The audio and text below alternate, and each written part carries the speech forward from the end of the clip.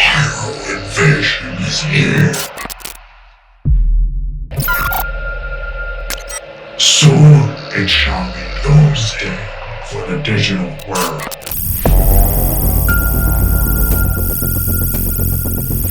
The AVAULT store has been infected with the newest playmat. I have all the prices, and it is your chance to get virus level discounts before it is too late. Time is ticking, and all will be gone when the final countdown reaches 0.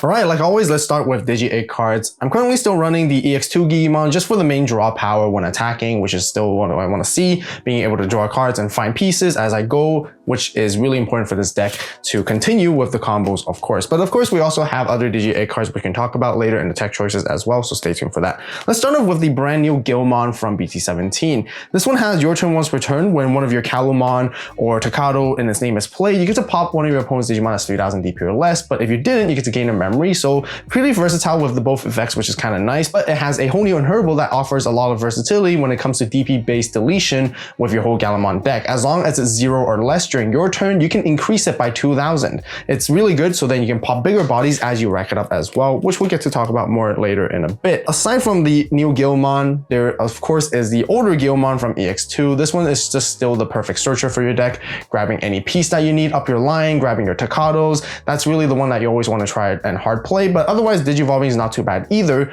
just because when attacking you can delete 3000 DP or less Digimon to get rid of like small rookies, kind of like the same idea with the BT17 one as well. Then I'm running 2 copies of the BT12 one. This is also a searcher, but mainly grabbing you Tocados. This is another alternative that you can sort of hard play out in the early stages of the game, but Digivolving it is also just as good, if not even better, because it gives you extra DP buffs during your turn that you need for your Gallantmon, just to make it stronger, and it can swing over things and not get deleted by security battles.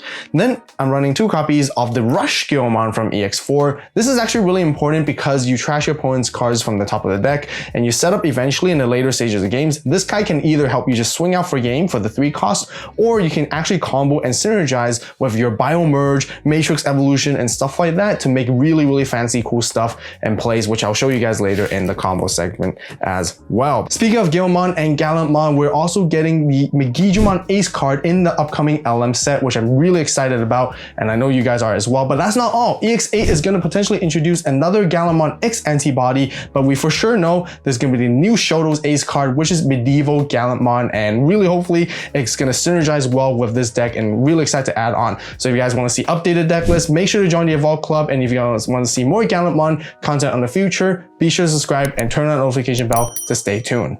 But that's it for the level 3s. Let's now talk about level 4s. Starting off with the brand new Growlmon from BT17. I'm running 4 copies of this one just because when Digivolving you get to pop a 4K or less. If you didn't pop anything, you gain extra 3000 DP, so potentially you can swing over things if you need to, just to get rid of things at the same time. Inheritable is exactly the same as the brand new BT17 Gallantmon to help you add extra 2000 DP thresholds, and if you stack them higher and higher, the more you stack, you can pop larger bodies on your opponent's side as you climb up into your Wargrowl and Gallantmon and so on. Aside from that Growlmon, still playing the older BT12 one, which lets you play out Tocado for free as long as you don't have one. Always fantastic to play Tamers, essentially. And then the Inheritable also gives extra DP buffs to your own Gallantmon to make it a little bit stronger, which is something that you really need and pay attention to when you're playing this deck. Then to round off for the level 4s, playing 3 copies of the Black Growlmon is effectively a searcher for your deck, because when Digivolving, you mill the top 2 of both players. You get to grab any card with Gilmon, Growlmon, or Gallantmon back from the trash to your hand, so they can find your pieces, and the on deletion gives you your recyclability, which is really nice when it comes to the purple mixture of the deck, so you can continue to find your pieces as well and utilize your trash as an extra resource. That's it for all of our level 4s. Let's talk about level 5s. Running 2 copies of the all-new War Growlmon from BT17, when digivolving, you get to pop a 6k or less. If you didn't pop anything, you gain sec +1 for the turn, which is really nice for extra damage. But I mainly play this for the inheritable. Having the inheritable of being able to unsuspend is just really good in Gallantmon, so they can go for crazy combos. Now, the condition to unsuspend is that if you delete an opponent's Digimon by an effect, all turns, once per turn as well. So yeah, really nice stuff that we can get into, and again, show you guys later how it all works.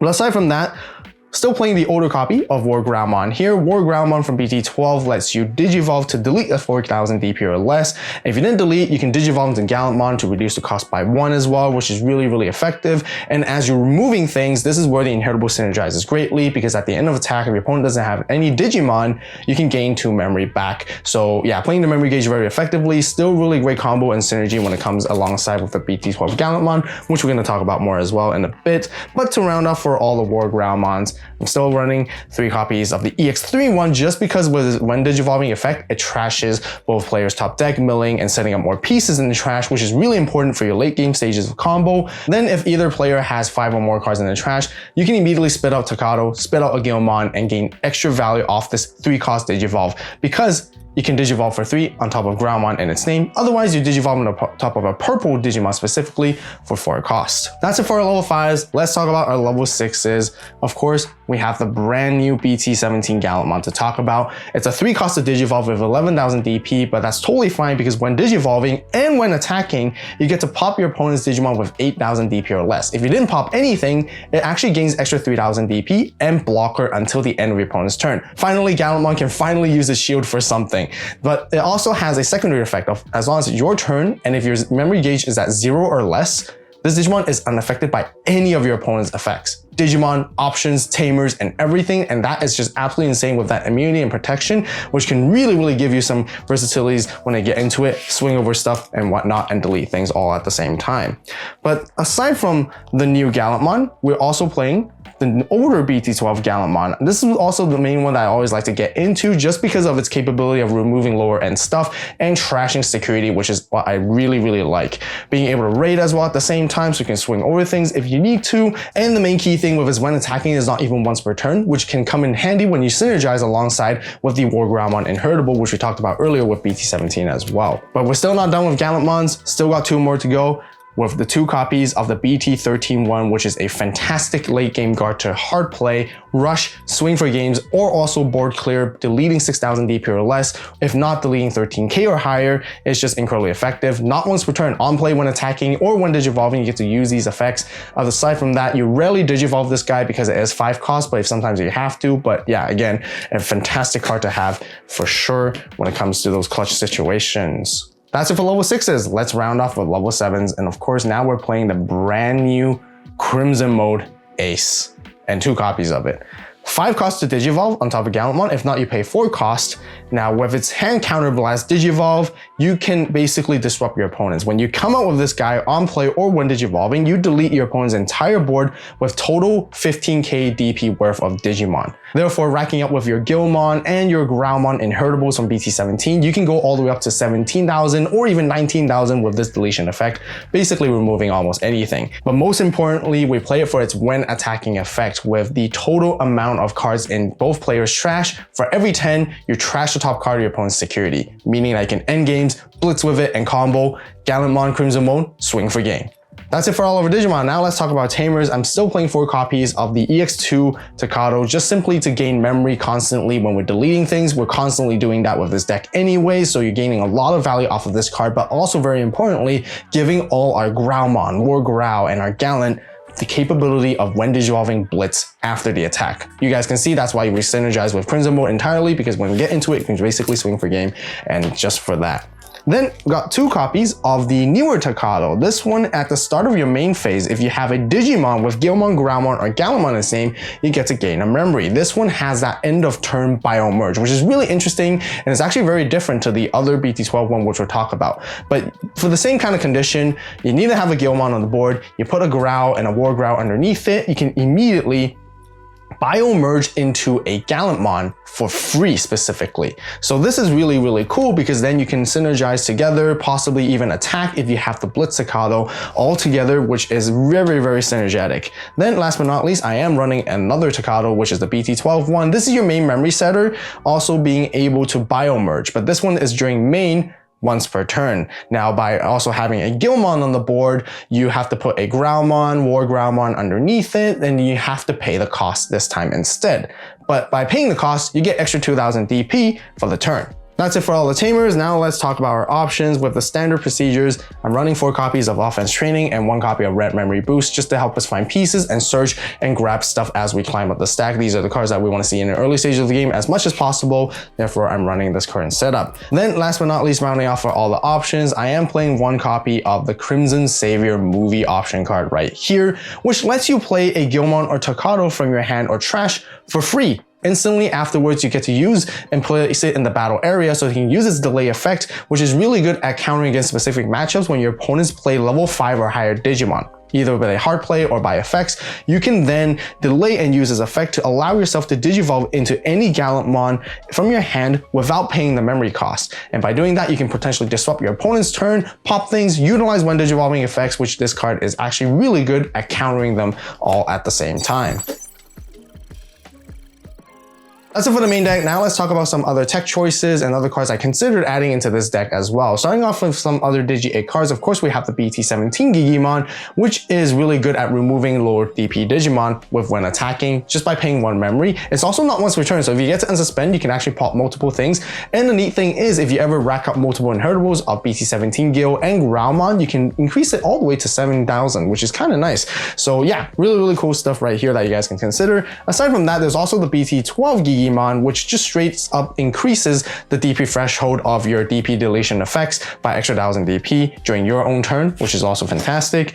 And then for other level 3s, there's the Warping Gilmon, which is kind of nice. This one you can go straight into a Gallantmon for 4 cost if your opponent has a level 6 or higher, which always happens aside from using Staccato to bio-merge. But otherwise, with its inheritable, gives you the extra draw power that you need when you delete the stuff with your Digimon or effects as well. Aside from that, there's also Gallantmon X, which is kind of neat, where you can digivolve and climb up your stack a bit more, add more inheritables. It has a when digivolving to pop basically 3000 DP or less, and it's also a nice bump just like the Digimon Egg from BT12 to add extra 1000 DP to any DP related deletion effects as well. And there's also Gallantmon, as you guys noticed with the BT17 Gilmon. It has a little bit of a synergy, which is kind of nice. You can often just play this for 1 cost, reducing it down, and it just can't attack, but that's totally fine. It gives you a lot of long-term value when it comes to drawing, gaining memory, and extra DP buffs as you're digivolving up your stack. And the longer it stays on the board, the better it is for you, honestly, with this card. Then there's another Growlmon from the Gallantmon starter deck, ST7.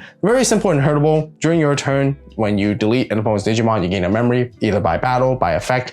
Really, really good to help you, get more access to plays and have more to work with during your own turn. Aside from that, there's also Gallantmon X. Gallantmon X is also still kind of neat to help you further delete things and trash security and unsuspend yourself all at the same time, which is always kind of nice as you go up into your Gallantmon. And yeah, this one is also definitely a neat inclusion. And then otherwise, last but not least, there's also Crimson Blaze, which is really good for dealing against wide boards and with some of synergy of DP reduction effects. As you get to add more DP, Crimson Blaze just gets stronger and stronger with it, which is really cool for Gallantmon to pop wide boards. And whenever there's a wide meta, this is the perfect answer card to it. Alright, Gallantmon and how to play with the new cards and combos right here. As per usual, it is a stack building red base deck, so you want to find your pieces, which are going to be your 3s, 4s, and then you want to go to find out your 5s, and then of course your Gallantmon, and then your Crimson mode as you go. Now, how you're going to be doing that is, aside from just digivolving all the way up, these are pieces that you want to go see is the Gilmon that searches, and as well as you're going to need to find and set up your Staccatos as quickly as possible. Of course, we place some training cards and just 1 memory boost off here. So if you ever use it, make sure to use that so it can establish you a really, really good climb into your stack. Now, ideally, I actually like to digivolve this new Gilmon in the back, or otherwise it's the BT12 one. This one I usually prioritize to play because it can get you effectively 2 hits to grab your Staccato as well as any of your Growl and Gallant. So as you're climbing up as per usual, that's when you can go for an outside early play. You can go into the new Growlmon to delete your opponent's Digimon if they can. you can go into the BT12 Gallantmon, which lets you play out a Takado for free. Any Takado will do, but this is the main one you always want to see because the blitz is super important, not only just the memory gain. The whole idea I like to play is actually build one on the outside and then set up for a second one on the inside for later on. Just because of the common combo, especially if you're going second, this is really viable for you, or even if you're going first, if you play a Gallantmon and pass. If your opponent doesn't remove this, I would actually consider building the stack outside here. Of course, if you have another level 4 to work with at the back, you can Digivolve here. And then aside from that, these are the options where you can go into your board Gallantmon. The one that you normally would like to go into is probably this one, so that you can rack up to 5 cards in trash to either opponents or your own, so then you can play a Takado for free. That's what I usually try to tend to prioritize. If not, you get to play a Gallantmon back as well. Of course, it's going to be your searching one ideally, which is always great. And yeah, set up your Takados as you go and play around that memory gauge. Aside from that, if you don't see this War Gallantmon, going into either or is fine here. This one can help you go into an early Gallantmon because that's when you're going for the aggressive side of things. I usually will only do this knowing the fact that I have another 5, another level 6 to work with in case as backup, and especially you would only build outside if you have a stack at the back ready to go. If not, it might be safer to build in the back instead and not to be aggressive. But those are some in-game choices that you guys get to make as you're going. So War Gallantmon is going to pop something. If it doesn't pop something, you go into Gallantmon. Either Gallantmon works right here. Sometimes you don't really get the luxury to choose. So this is the least priority one. The main priority one I want to go into is the BT12 one. And then of course the second priority is the BT17 one. Now when you Digivolve, that's why having this Takado is super important because you can blitz immediately. We use this when Digivolving effects, raid, trash security as well, and then gain memory back and choke your opponent down to 1 is great, fantastic here. When you go into this Gallantmon, make sure you're at 0 or less memory so that you gain the immunity. You get to pop your opponent's Digimon. If you don't pop anything, you get an extra DP as well, so you can swing in safely if you really need to. If not, you can keep it standing as a blocker and basically let your opponent try to respond back to you. This one also just as good. Although it's 5 memory to pay, it's not that bad because you can go ahead and attack with Blitz again. On attack, delete something as well, gain memory back, clear your opponent's board if you need to. Always really fantastic. Now, like I mentioned, the other one is Black Gallantmon that you can go into. Black Gallantmon will help you mill, search for cards, grabbing pieces back from your trash as well, and it keeps you the floating capability, which ideally this is also another great card to be playing outside in the battle area in the early stages, because if you do go into War Gallantmon, at least you have it inheritable to recur some of your resources back all at the same time. Now let's quickly show you guys how the newer War Gallantmon works too. By going into the newer War Gallantmon here, you get to delete a 6k or lower. If nothing is deleted, getting security +1. With that happening, you can go into the Gallantmon either or, which works. Popping something or whatnot, you get to continue to attack. If you get to pop another thing with the when attacking, then you get to unsuspend with the War Gallantmon because you deleted something via an effect. At the same time, you get to trash security, which is fantastic, and make sure to remember to suspend your Takados to gain memory back as you're going, which is always good. Sometimes if you really want to go for an aggressive attack, you can actually attack either into your opponent's security for 2 checks for 9k, but that's not ideal. But you can actually swing at your opponent's Digimon, and if they have another Digimon, you can go into another Gallantmon, delete something for when Digivolving, and then War Gallantmon will get to unsuspend. And keep in mind, this is also all turns too, so it's very effective. If your Gallantmon was suspended to begin with, if they get something deleted, you immediately get to unsuspend at the same time. And if you had blocker from prior turn, you continue to also pressure the board just like that, which is really nice. Of course, as the later game goes, the better it is for you, because eventually you're going to go into Crimson Ace. Now, again, this is really important to why you want to have your Takados, because it will give you the blitz capability. When you Digivolve, you blow up your opponent's entire board, you play around their ace cards, or you delete their ace cards that were present on the board already, and then you basically swing for game, trashing security, trash 1 for every 10 in total of both players' trashes. So count both yours and your opponent's, so then you can trash away and swing immediately for a game just like that. Really cool fancy combo there. Another one, you can actually even swing with Gallantmon here first if it's still your own turn at 0 memory, and if you deleted something via an effect at the same time with its when attacking, you get to unsuspend with War Gallantmon inheritable, and then go into Crimson mode, and then go for another thing. Attack right here, go for game. If in some situations, you can always make sure you have a level 6 on the board to pressure the ace against your opponent. If your opponent attacks without thinking twice, you can just go into your own Crimson mode for free during your opponent's turn, clear their board, and do the same thing, and the next turn you attack and swing for game. Now, one of the other combos, like I mentioned earlier, we all know the BT13 one is just really great in the late game stages. By counting how many cards in both your opponents and your own trash, you get to reduce the play cost of this guy, hard play it effectively for 3 or even for 1 in the later stages, and then you basically just swing out and clear their board and take out a bunch of Digimon and attack with 13 KDP, which is incredibly strong just by itself alone. Aside from that, this is also the reason why you play this Gallantmon in the later stages of the game. If you start your turn at 3 memory, you get to hard play this, and then you can actually use this Timecodes to bio-merge. If not, you get to use the new one by somehow ending your turn, making sure you only pass to 1 memory, because then that would give you the end of turn. You get to put in a War Gallantmon alongside with it, and a Gallantmon. Keep in mind, you cannot put Black Gallantmon because it has to look for Gallantmon and War Gallantmon specifically, and you get to go into Gallantmon right here. Delete something. If you delete something, you can suspend your Timecodes to gain the memory back as well. If not, you can also still blitz and attack with it at the same time. So keep in mind, this Gallantmon also gains Rush, which is why the moment you play it, it can attack, as long as there's 20 or total cards in both players' trash. It gives the entire Digimon Rush, so then you can synergize and combo with the Blitz. And just like before, if you're able to sort of go for winning combo play and it's still your turn, go into Crimson Mode Ace, Crimson Mode Swing, trash the rest of security, and finish it off just like that. So don't forget to get your very own copy of the Viral Invasion Playmat on the AVAULT store right now. Details will be left in the description box down below. If you guys want to see gameplay of this deck in action, make sure to watch this video right here, right now. As always, thank you guys so much for watching. You guys have a great day, great night, wherever you are. See you in the next video, and this is AVAULT signing out.